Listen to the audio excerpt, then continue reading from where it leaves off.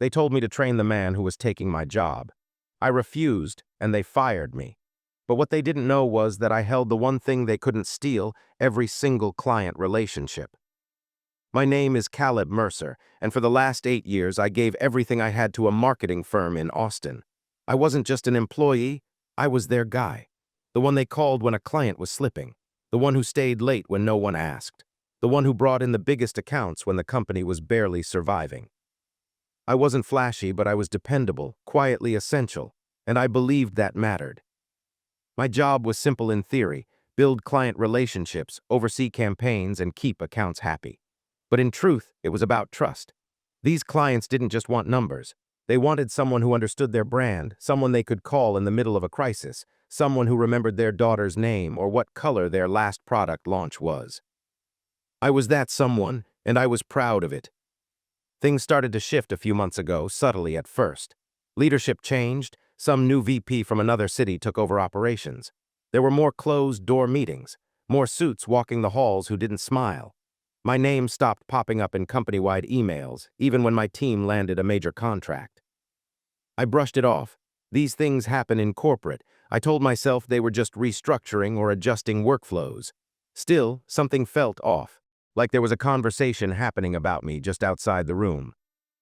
Then came the random meetings I wasn't invited to, the requests for reports I'd already submitted, the way my team started getting reassigned, just temporarily, though they never came back. I told my wife, Erin, that I felt like I was being slowly moved to the sidelines, but I didn't want to sound paranoid. She just said, "You've always been the guy they rely on. They'd be crazy to let you go." I believed her. I wanted to believe her. So I kept showing up, kept delivering, even when it felt like no one noticed anymore. I thought maybe I was just overthinking it. Then they hired a new guy, said he was there to support the senior team. And just like that, everything I'd pushed aside came rushing back. His name was Brandon Wells, and he walked in like he already owned the place. He was younger than me by at least 10 years, fresh suit, polished shoes, hair too neat to have seen stress. Management introduced him as a strategic asset who'd be helping streamline client operations. I was told he'd be shadowing me to learn the ropes. At first, I didn't think much of it. I'd mentored new hires before. It was part of the job. I even enjoyed it, passing down what I knew, helping someone grow. But Brandon wasn't like the others. He didn't ask about the company culture or team dynamics. He asked about my accounts. He wanted to know how I structured proposals, how I ran discovery calls, what tools I used to track client engagement. At one point, he even asked for my exact pitch deck template. Something about the way he spoke, like he wasn't learning but studying, made my gut tighten. He'd show up uninvited to my meetings, sitting silently in the background, then scribble notes without asking questions. Afterward, he'd follow me to my office and ask things like, "Do all your clients usually renew this quickly?" Or, "Why do you give them so many customization options?" I tried not to be suspicious. Maybe he was just eager, but it didn't feel like eagerness. It felt like analysis.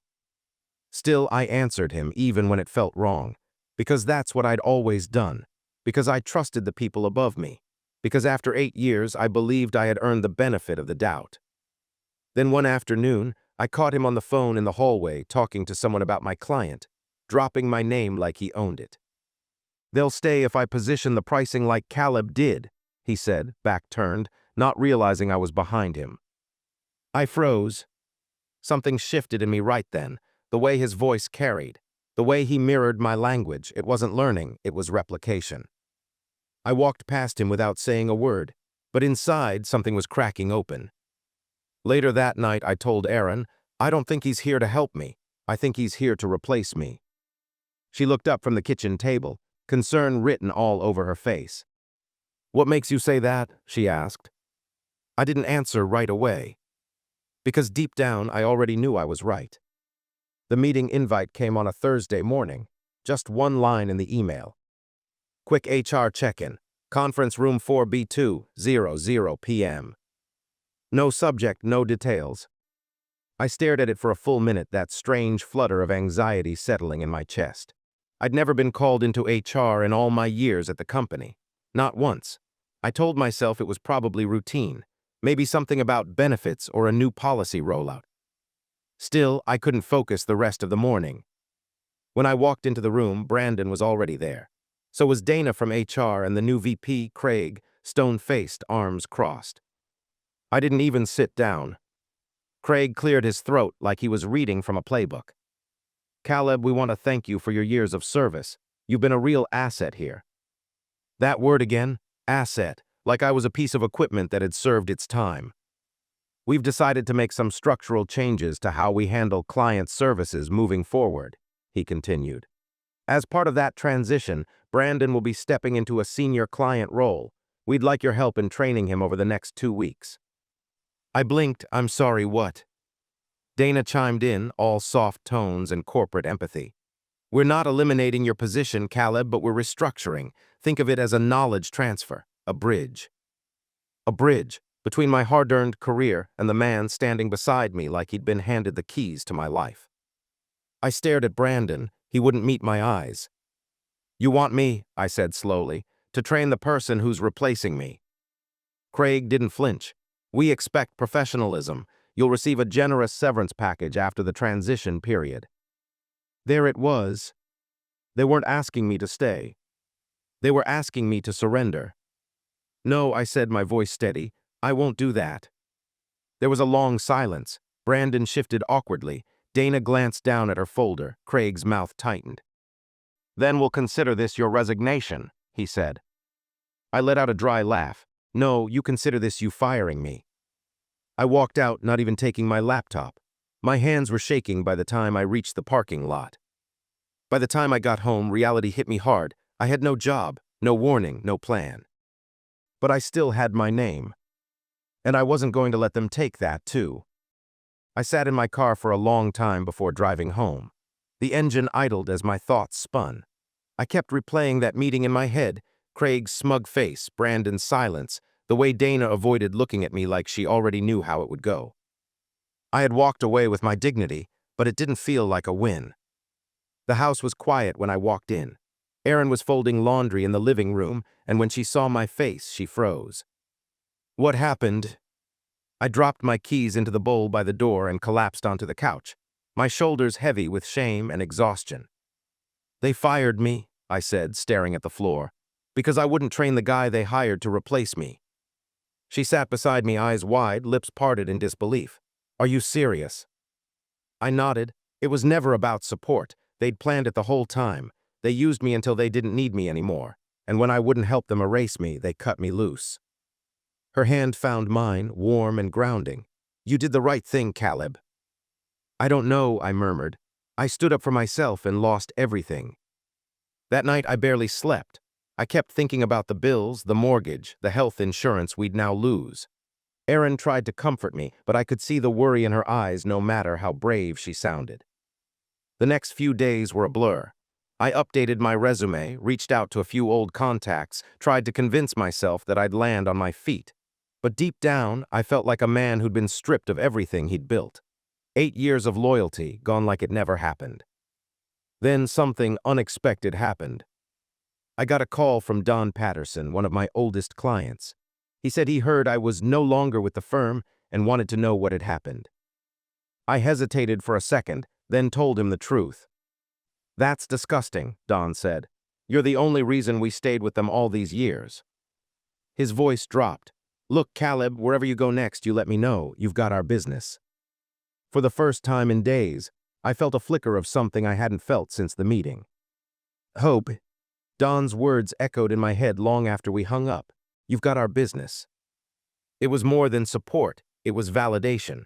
Proof that I mattered outside that building, that I wasn't just another cog they could replace. That night at dinner, I told Erin what Don had said. She looked up from her plate, eyes lighting up. "So what if you didn't look for another job?" she said softly. "What if you started something of your own?" I laughed at first. "With what? We've got some savings, sure, but enough to launch a business." "You have something more valuable than money," she said, reaching across the table. "You have people who trust you, clients who'd follow you, and you have your name." Her words stirred something deep in me, something I hadn't let myself feel yet, possibility. Later that night, I sat alone in the garage with a blank notebook in front of me. I stared at the page until I finally scribbled 3 words at the top. Mercer Strategies, LLC. It wasn't just a name, it was a declaration, a line in the sand. The next morning, I started making calls. Quiet ones, careful ones. I didn't trash my old company. I didn't need to. Most of the clients I spoke to had already sensed something was off. They missed the connection, the follow-through, the personal touch. Within a week, I had 3 former clients tell me the same thing. Let us know when you're up and running. We'll be there. I still had to be careful. I didn't want legal trouble, and I wasn't about to do anything unethical. But I wasn't stealing clients. I was just being honest with the people I had spent years serving. The hardest part was trusting myself. I wasn't a CEO. I didn't know how to run a company, manage invoices, hire people, file taxes. I was just a guy with a list of loyal clients and a drive not to let the people who tossed me aside be the final chapter in my story. But something had shifted. The fear was still there, but now it shared space with fire. I didn't want revenge anymore. I wanted freedom. And for the first time, I believed I could actually have it. Launching a company from nothing is a strange mix of terror and adrenaline. I didn't have a corner office or a sleek website yet. My desk was a fold-out table in the guest room, and my assistant was a whiteboard covered in scribbles. But every morning I woke up with purpose again. I filed the paperwork for Mercer Strategies, LLC. I bought a cheap domain, set up an email, and slapped together a basic landing page with a headshot Aaron took in our backyard. It wasn't fancy, but it was real. Mine. The first official client to sign on was Don, just like he'd promised. 2 weeks later, a second followed, then a third. These weren't just small accounts either. They were the exact kinds of clients that built my reputation at the firm. But it wasn't just about pulling in revenue. It was about rebuilding me. There were sleepless nights, plenty of them. Nights where I worried I'd overreached, that I didn't have what it took to keep this up. I was answering emails at 2 a.m., doing strategy calls at 7 a.m., juggling every piece of the business with duct tape and determination. There was no IT department now, no HR, no one to blame if something slipped through the cracks. I was the cleaner, the creative, the closer, and some days I felt like I was drowning. But every time I felt the panic creeping in, I reminded myself of the alternative. I thought about Craig's cold tone, about Brandon standing in that meeting with a stolen future. I wasn't just working for myself. I was working to prove they made the wrong choice. Clients began introducing me to others. Word of mouth spread. They told their friends about this guy Caleb who actually listens, the one who feels more like a partner than a vendor. Erin kept me grounded.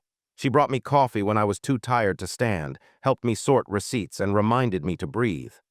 When she smiled at me across the table one night and said, "You're becoming something they never expected," I knew exactly what she meant. They had fired a man they thought was dispensable. But what they didn't know was, they just helped create a competitor. It started with a LinkedIn message. Someone from my old firm reached out, a mid-level project manager I used to work with. He congratulated me on the new company and casually asked, "You handling the Rays account now? Thought they were with us." I stared at the message, heart thudding. So they'd noticed. At first, I debated replying. I didn't want to start drama or feed gossip, but something in me had shifted. I'd stayed quiet long enough. So I wrote back simply, "They came to me, I didn't go looking." No lies, no arrogance, just truth. The next week I heard from another former coworker, someone from sales. This time it was a phone call. "Caleb," he said, voice low, "what the hell are you doing over there? Management is freaking out. 3 of your old clients dropped us this month. Brandon's scrambling." I could have laughed, but I didn't. I just said, "Maybe they should have thought of that before they tossed me aside." He chuckled, "Honestly, good for you, man, you deserved better." It felt strange, hearing that now. I didn't need their approval, but it meant something to know people were starting to see it for what it was. Not bitterness, not revenge. Justice. One afternoon, I got a call from an unknown number. When I answered, a familiar voice greeted me. "Caleb, Craig here." It took me a second to place it, then my spine went cold. "I think we need to talk," he said. "Would you be open to meeting? Maybe there's a way we can work something out." I almost laughed right then and there. The same man who told me to hand over my clients was now asking for a meeting.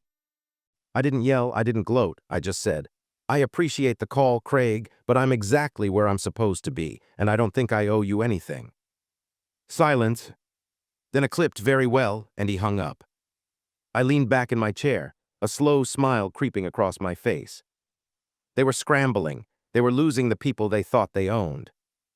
And all I'd done was stand up for myself. The power they thought they had over me. It was never real. A month after Craig's call, it all came to a head. I was sitting at my small desk, same cheap chair, same cluttered whiteboard, when I got an email that made me sit up straight. Subject: request for proposal, Coastal Development Group. From Marissa at Coastal Development, com. I blinked. Coastal Development was the biggest account my old firm had. I'd spent 3 years nurturing that relationship. They brought in more revenue than half the smaller clients combined. And now they were reaching out to me. Marissa's message was simple. Hi Caleb, we heard you're running your own shop now. We're looking to explore new representation. Are you available for a call next week? I stared at the screen, stunned. This wasn't just a client leaving. This was a cornerstone crumbling. The call went well, almost too well. Marissa was professional, but it was clear they were unhappy. It's not the same without you, she admitted. It's all buzzwords and boilerplate now. We miss having someone who actually listens. By the time we hung up, I knew I had a real shot. That weekend, I didn't rest. I built the sharpest, smartest proposal of my life. Aaron reviewed every slide. I practiced the pitch in front of a mirror until my voice went hoarse. This wasn't just a contract. This was my turning point. When I finally presented to their team, I felt something shift inside me. I wasn't trying to prove I belonged anymore. I knew I did. 3 days later, I got the email. We're in, let's move forward. I called Aaron the second I saw it. They signed, I whispered. They actually signed. She screamed, and then I screamed. And then we both just stood in the kitchen laughing like idiots, tears in our eyes. That one client changed everything. With Coastal on board, credibility followed. More calls came in, referrals, interest, even a couple of investors sniffing around. Suddenly, Mercer Strategies wasn't just surviving. It was thriving. I hired my first 2 employees that month, both former colleagues who'd also grown tired of the politics and wanted to build something real. The irony wasn't lost on me. They fired me thinking I was the dead weight. But I was the glue. And now their whole structure was cracking without me. If someone had told me 6 months ago that I'd be the founder of a growing firm, with real clients and a real team, I would have laughed in their face. Back then, I thought the best I could hope for was another job, a safer path, a paycheck. But now, every morning, I woke up to something that felt like more than work. It felt like purpose. Mercer Strategies had grown fast, too fast maybe. There were days I barely had time to breathe, let alone eat, and I made mistakes, plenty of them. A couple of proposals went out late. I lost a small client due to a miscommunication. One of my first hires didn't work out, and letting him go tore me up inside. But every time I faced a problem, I reminded myself, this wasn't the result of being fired. This was the result of not giving up after it. One night, I stood in my small office after everyone had gone home. The lights were low, the hum of the city just outside the window. On the wall was a corkboard full of client photos, handwritten notes, and little wins we'd celebrated. I pinned a new card to the board. Year 1, $1 in revenue. I stared at it for a long time. I thought about Craig, about Brandon, about that humiliating meeting in conference room 4B, and strangely, I didn't feel anger anymore. I just felt free. They hadn't destroyed me. They had released me. Erin came in holding 2 mugs of hot chocolate. What are you thinking about? She asked. I smiled. That I never would have chosen this path, but now that I'm here, I wouldn't trade it for anything. She leaned her head on my shoulder. I'm proud of you, Caleb. I looked around the room, at the scribbled notes, the cluttered desk, the quiet hum of our servers, and realized something important. They fired me thinking I would disappear. But all they did was make space for me to become who I was always meant to be. A year to the day after I got fired, I stood outside the old firm's building, not out of bitterness, just closure. I had a meeting across the street with a new client, and as I stepped onto the sidewalk, I found myself staring up at those familiar glass windows. The same windows I used to look out of when I thought my future lived in that building. Funny how small it looked now. I didn't go inside. I didn't need to. I had nothing to prove to them anymore. They had replaced me, but they couldn't replace the relationships I built, the trust, the care, the small daily work that never made the headlines but changed everything. What they didn't understand was that real value can't be copied. You can't download integrity. You can't train heart. You either have it or you don't. And the truth was, they didn't lose me when they fired me. They lost me the moment they asked me to train someone to take my place, like I was just a name on a folder. That was the moment I realized I'd outgrown them. Mercer Strategies was now a team of 6, with clients across the country. We crossed $1 million in revenue, signed a speaking deal, and I'd even been asked to mentor young consultants at a local university. But none of that meant more than the look in Erin's eyes when she said, "You did it." I didn't win by beating them at their own game. I won by leaving the game behind altogether. I still have bad days. I still doubt myself sometimes. But I don't answer to people who undervalue me anymore. Now I answer to my clients, my team, my family, myself. And when people ask what happened, how I went from fired employee to founder, I just smile. Because I know the truth. They thought they ended my story. But really, they gave me the best beginning I could have asked for.